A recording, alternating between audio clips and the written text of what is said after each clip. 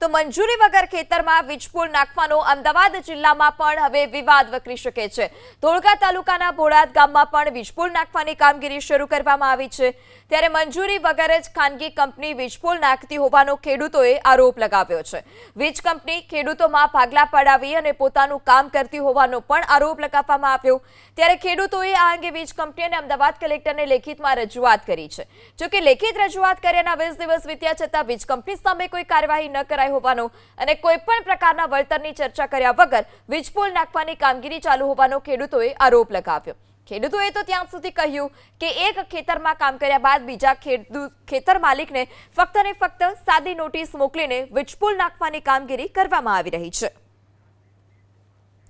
બોડાદ ગામના ખેડૂત રાજદીપસિંહ ચૌહાણ પણ આપણી સાથે જોડાઈ ચૂક્યા છે। જી રાજદીપસિંહ, આ કેટલા સમયથી વીજપોલ નાખવાની કામગીરી ચાલી રહી છે અને આપે આ અંગે કોઈને રજૂઆત કરી છે ખરી?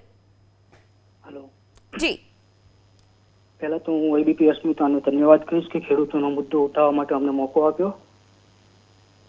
જી જી જી રાજદીપસિંહ, આ કેટલા સમયથી આ પ્રકારે વીજપોલ નાખવાની ખેતરમાં કામગીરી ચાલી રહી છે અને આપે આ અંગે રજૂઆત કરી ખરી? લગભગ છેલ્લા 1.5-2 મહિનાથી કામગીરી ચાલુ છે અને એમાં એવું છે કે એક ખેડૂતનું પૂરું થઈ જાય કામ પછી જ બીજાને જાણ કરવામાં આવે છે।